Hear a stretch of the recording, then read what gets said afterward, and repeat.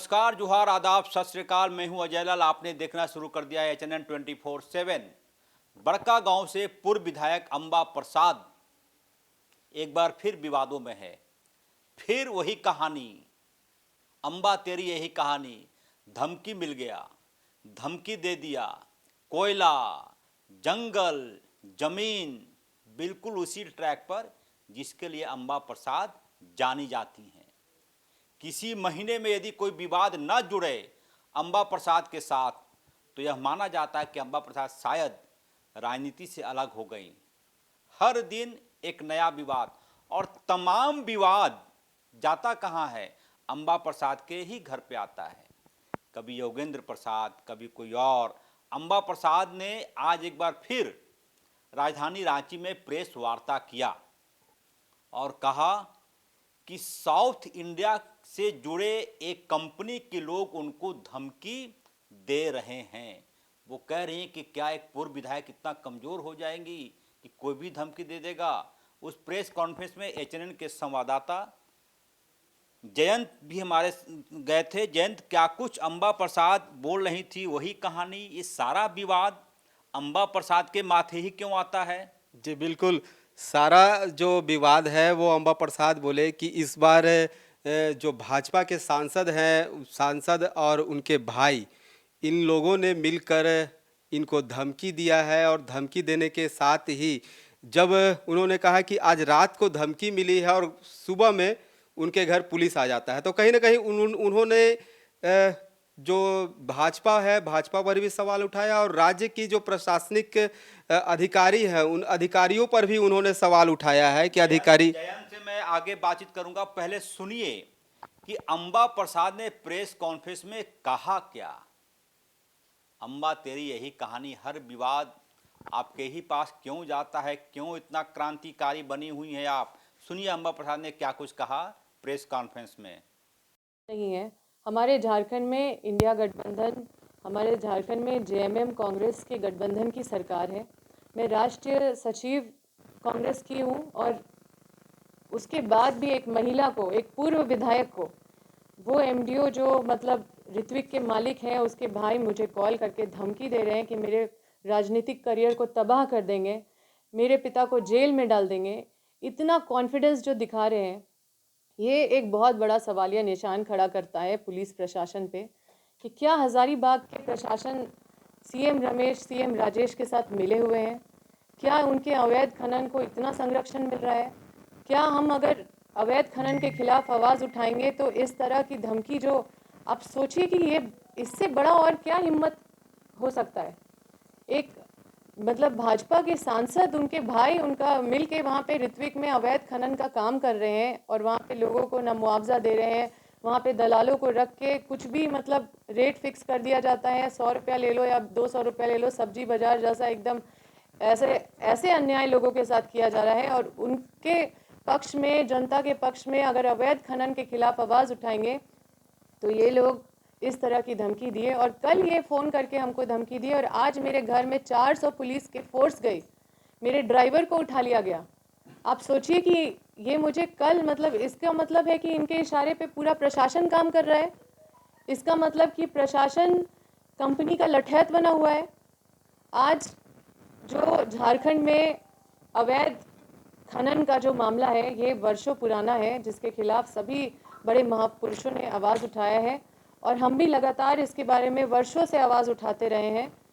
और ये लोग जिस तरह से धमकी दिए हैं, ये निश्चित रूप से ये साफ साफ दिखाता है कि इन माफियाओं के साथ जो प्रशासन का गठजोड़ है वो कितना मजबूत है। और मैं आपके माध्यम से माननीय मुख्यमंत्री जी से कहना चाहती हूँ कि आपके आंखों में धूल झोंकने का काम किया जा रहा है इन प्रशासन के द्वारा। इन प्रशासन को चिन्हित कीजिए, इस तरह के भ्रष्ट प्रशासनिक पदाधिकारी को, और इन पे लगाम लगाइए। आप सोचिए कि एक महिला को, मतलब देश की बेटी, झारखंड की बेटी को, जो मतलब होते हुए मतलब नरेंद्र मोदी जी कहते हैं कि बेटी बचाओ बेटी पढ़ाओ, और इनके लोग देश की बेटी, झारखंड की बेटी को सरेआम धमकी दे रहे हैं और क्या क्या बोल रहे हैं, मतलब ऐसी ऐसी बात कर रहे हैं जो एक महिला का अस्मिता को लांघने के बराबर है। अभी आपने सुना अंबा प्रसाद की प्रेस वार्ता में उन्होंने क्या कुछ कहा। वो उन्होंने अपने आप को कांग्रेस की राष्ट्रीय सचिव से लेकर बात शुरू की और बात खत्म कहाँ की, नरेंद्र मोदी पर, बेटी बचाओ तक की बात हो गई। सवाल यह है कि यदि अवैध खनन हो रहा है हजारीबाग में, बड़का गांव में, तो इसी परिवार को सबसे ज़्यादा कष्ट क्यों होता है? जब आप सुनेंगे योगेंद्र प्रसाद का अपना आंदोलन चलता रहता है, 3 दिन पहले 4 दिन पहले काफ़ी हंगामा हुआ था, अब फिर अंबा प्रसाद को धमकी दे दी गई।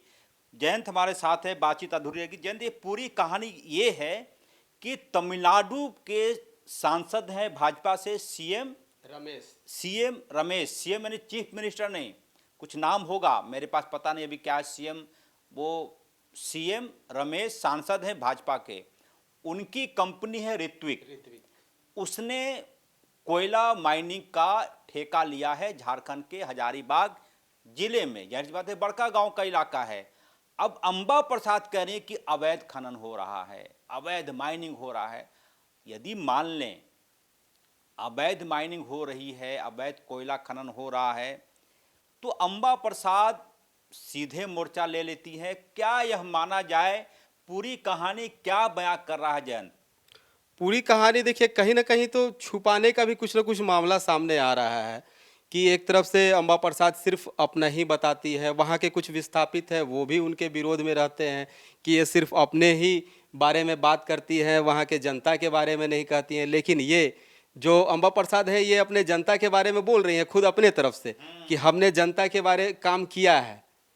बात निकलेगी तो दूर तक जाएगी। एक ऑडियो भी अंबा प्रसाद ने प्रेस कॉन्फ्रेंस में रिलीज किया, सुनाइए वो ऑडियो है क्या। मैं कोशिश करूंगा कि उसका स्पीकर ऑन, पहले क्या इसके स्पीकर ऑन कीजिए।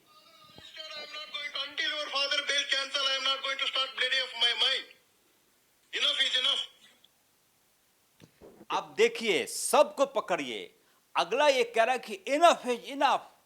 इसका मतलब ये हुआ कि कहीं कुछ तो बात हुई होगी अंबा प्रसाद जी, ऐसे ही हंगामा नहीं होते।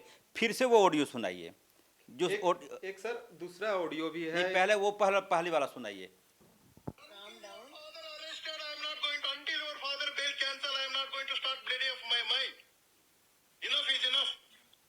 इनफ इज इनफ, यानी कि हो सकता है इधर से भी कोई प्रेशर गया होगा। अब क्या प्रेशर गया होगा मैं नाम नहीं ले रहा हूं। एक और ऑडियो है प्रेस कॉन्फ्रेंस में, सुनाइए उसको भी।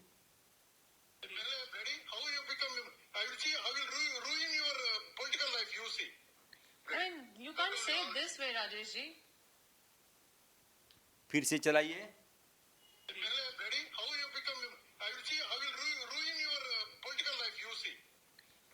You can't say it this way, Rajesh ji. You can not से दिस वे राजेश जी। इसका मतलब ये हुआ कि राजेश जी को अंबा प्रसाद जानती हैं, पहचानती हैं। अन्यथा इतने रिस्पेक्ट के साथ कोई पहली बार धमकी दे दे तो कोई किसी को राजेश जी, रमेश जी, अजय जी, जयंत जी नहीं बोलता है। इसका मतलब ये हुआ कि अंबा प्रसाद और राजेश जी के बीच में, रमेश जी के बीच में पहले भी किसी न किसी प्रकार की कोई बातचीत हुई होगी। पूछा गया कि पूरा ठेका अंबा प्रसाद ही क्यों ले लेती है? अभी ये तो खुद वही बताएंगे कि आखिर पूरे गांव की जिम्मेवारी है, जो वहाँ माइनिंग की जिम्मेवारी है वो खुद अपने ही क्यों लेती हैं। एनटीपीसी योगेंद्र प्रसाद, ये कौन सा कंपनी है? ऋत्विक कंपनी, अंबा प्रसाद।